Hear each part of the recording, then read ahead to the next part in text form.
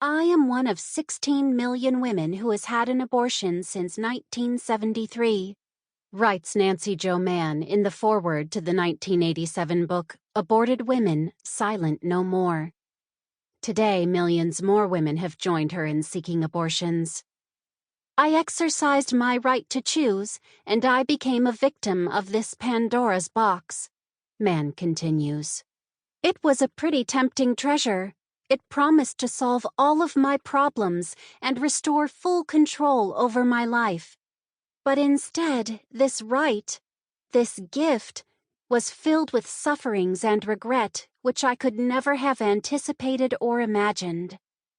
Mann had an abortion shortly after the Supreme Court's 1973 decision in Roe v. Wade invented a constitutional right to abortion.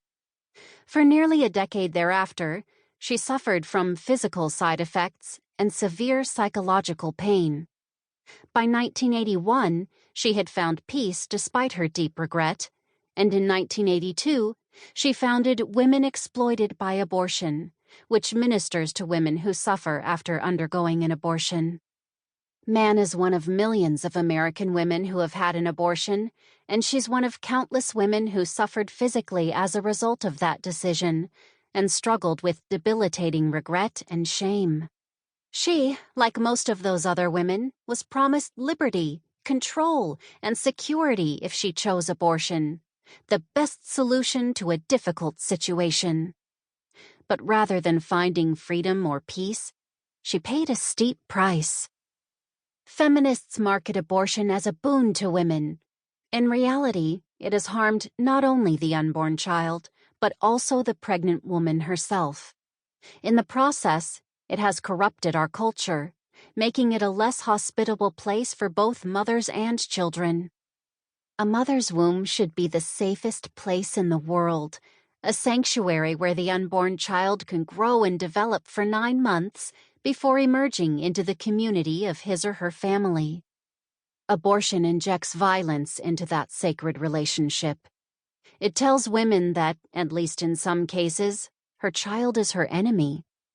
By striking at the heart of that most foundational human relationship, a society that allows abortion risks compromising the solidarity that binds us all together. It should come as no surprise, then, that in the decades since the court decided Roe, legal abortion has proven itself an unmitigated disaster for American women, contrary to what feminists promised at the time. In 1992, the Supreme Court in Planned Parenthood v. Casey affirmed the central holding in Roe and declared that it could not overturn that ruling because, in the intervening 2 decades, women had come to rely on abortion for ordering their lives and achieving equality. But the past 50 years since Roe have shown us that women are not better off when abortion is legal and widely available. We now know that women who undergo an abortion face the possibility of immediate physical and psychological harm, as well as devastating long-term ramifications. In this chapter, we outline data illustrating that, far from being safe and uncomplicated, abortion procedures expose women to significant health risks, including difficulty in future pregnancies. Some women wrestle with negative mental health consequences for the rest of their lives. Abortion, acting as the ultimate backstop that renders sex intentionally recreational and sterile, rather than relational and fruitful, has poisoned the relationship between men and women. Its logic pits mothers and fathers against one another instead of preserving love and solidarity between them. The ready availability of abortion enables men to more easily justify abandoning their children and their children's mother. The result has been 5 decades of broken hearts and broken homes, dissolution, destruction, and despair.